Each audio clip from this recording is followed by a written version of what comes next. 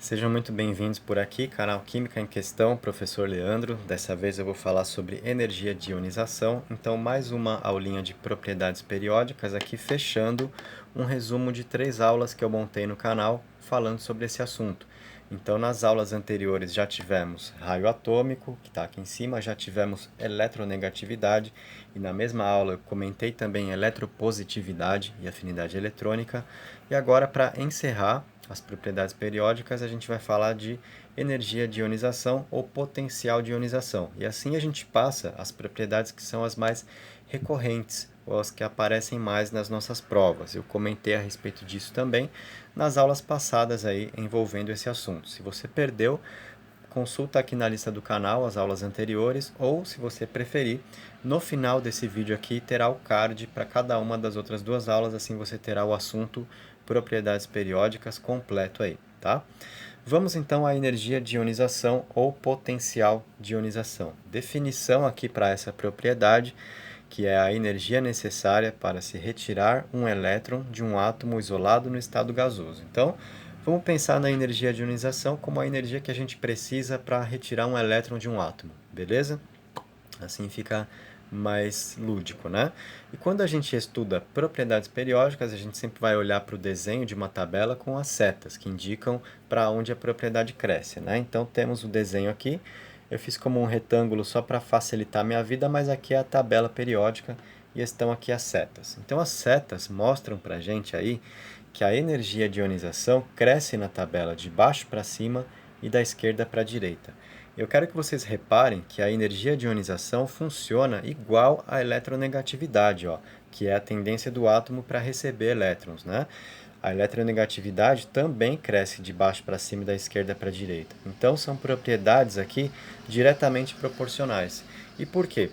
Se a gente pensar num átomo que é mais eletronegativo, ou seja, aquele que tem maior tendência para receber elétrons, então ele não quer ceder elétrons. Quando ele participa, por exemplo, de uma reação, fazendo ligações químicas, ele não vai liberar elétrons, a tendência dele é receber.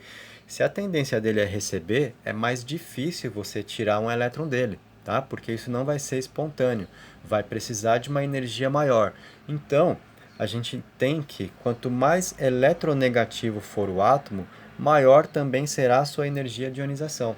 Pensa, se o átomo tem a tendência para receber elétrons, ele não quer liberar, é mais difícil tirar elétrons dele. Então, precisa ser maior a energia para a gente conseguir fazer isso, certo? Então, quanto maior a eletronegatividade, maior a energia de ionização. Por isso, propriedades aqui diretamente proporcionais. Se você olhar lá em cima para o raio atômico, a gente vai ver que essas duas propriedades, então, que são diretamente proporcionais, funcionam iguais, né? As duas são inversamente proporcionais ao raio atômico. O raio atômico já é o contrário aqui das duas. Por quê? Se a gente pensar num átomo menor, ele será mais eletronegativo e ele terá maior energia de ionização, tá? E vice-versa. Se o átomo for maior, então cai a eletronegatividade, cai também a energia de ionização. Por quê? Tudo vai se basear lá na força de atração do núcleo sobre a eletrosfera.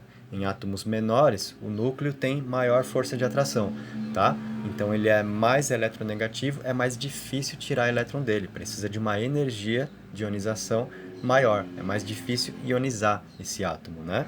Se o átomo for grandão, né, as camadas eletrônicas estão mais distantes do núcleo, então aí a eletronegatividade cai, porque ele vai ter uma tendência a liberar elétrons e não a receber, tá? Então a energia de ionização também cai, porque é mais fácil tirar elétrons dele, precisa de uma energia mais baixa, certo? Então assim a gente consegue relacionar aqui essas 3 propriedades, e é muito importante ter esse raciocínio em mente aí para você ir bem nas suas provas. Agora, vamos ver uma questão aqui, olha, só vendo então como a energia de ionização pode aparecer para a gente. Na verdade, antes de a gente olhar a questão, eu quero dizer algo para vocês. A gente tem ainda as ideias da primeira energia de ionização, a segunda, a terceira, assim por diante, né? Que consiste no quê? A primeira energia de ionização é aquela que a gente vai aplicar num átomo para retirar lá o elétron da camada mais externa dele, aquele que está lá na pontinha que é mais fácil de se retirar, tá? Então a gente vai aplicar ali uma determinada energia. Se você quiser continuar tirando elétrons desse átomo, você vai precisar de uma energia cada vez maior. Por quê? Porque aí esse átomo já vai ter mais prótons do que elétrons, o núcleo já começa a exercer uma força de atração maior. Já é mais difícil para ele liberar elétrons, então você vai precisando de uma energia cada vez maior conforme mais elétrons se queira retirar do átomo, tá? Então a energia de ionização para se retirar o primeiro átomo será o menor valor. E aí vai aumentando porque fica mais difícil depois tirar o segundo elétron, mais difícil ainda tirar o terceiro elétron, beleza? Então vamos em frente. Agora olhando para a questão. Observe as reações, e aí temos isso daqui para analisar. O que a gente tem aqui? Um átomo de alumínio no estado gasoso, ao qual foi adicionado X, e o que aconteceu com esse alumínio? Se retirou um elétron dele, né? Então esse átomo de alumínio foi ionizado, ele virou um cátion alumínio mais um aqui, ó, tá? Então esse átomo de alumínio perdeu um elétron assim que se adicionou X a ele. A gente ainda não sabe o que é esse X. Depois a sequência, né? Existe uma sequência aqui de reação. Aí pegaram esse cátion de alumínio mais um, então, e adicionaram Y nele. O que aconteceu quando foi adicionado Y? Tiraram mais um elétron dele, e aí virou o alumínio mais 2. Depois, pegaram esse alumínio mais 2, adicionaram Z, e aí se retirou mais um elétron desse alumínio que virou o alumínio mais 3. Então a gente partiu lá do átomo de alumínio, né, com NOx 0, e terminamos aqui com esse alumínio mais 3, tá? Perdeu 3 elétrons. Na adição de X, depois Y, depois Z. Agora a gente vai ver o que é X, Y e Z aqui no enunciado. Ó. X, Y e Z correspondem ao valor de energia necessária para remover um ou mais elétrons de um átomo isolado no estado gasoso.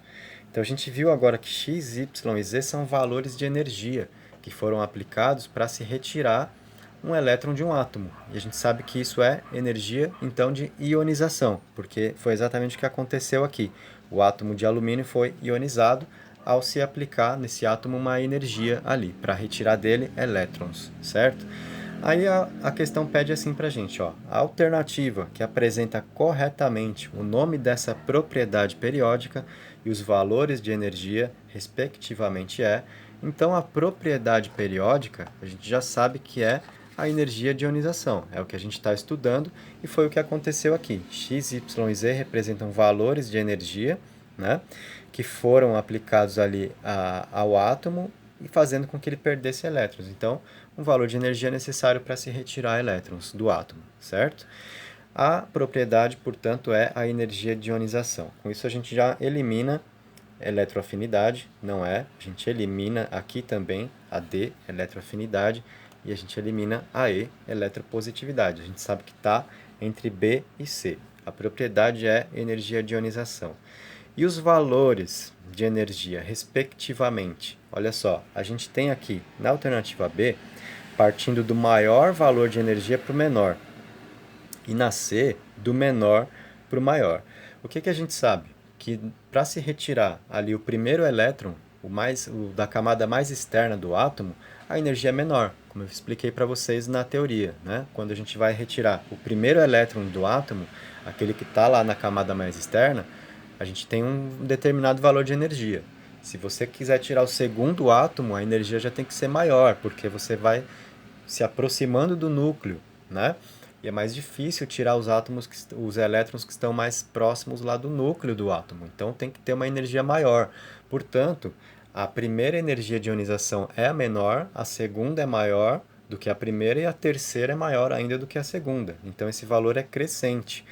Assim, a gente vai ter essa sequência na alternativa C, ó. A propriedade é a energia de ionização, 578 kJ é a energia aqui de X, então, que retirou lá o primeiro elétron do átomo. Depois a gente tem 1820 kJ, que é a energia de Y, que retirou o segundo elétron. E para retirar o terceiro elétron, a gente precisa de uma energia maior, né? Então é esse valor aqui de 2.750 kJ, que é a energia de Z, que retirou lá o terceiro elétron, fazendo com que aquele átomo de alumínio resultasse aqui no final da sequência de reações nesse íon, né? O cátion alumínio mais 3. Beleza? Então, a alternativa C é a nossa resposta. Assim, é um exemplo de como pode aparecer nas provas essa propriedade periódica da energia de ionização ou potencial de ionização. Espero ter conseguido passar o assunto para vocês de uma forma clara, produtiva, de fácil entendimento. Se ficou alguma dúvida, deixem aí nos comentários. Quem ainda não se inscreveu no canal, se inscreve com a gente, ativa as notificações para não perder as próximas aulas, deixa o seu like no vídeo. Use os comentários não só para dúvidas, mas também para sugerir assuntos, né? Me diz aí qual é o assunto da química onde você sente a maior dificuldade agora, que eu posso usar isso exatamente para produzir as próximas aulas aqui em vídeos, beleza? Então, valeu, um abraço e até a próxima.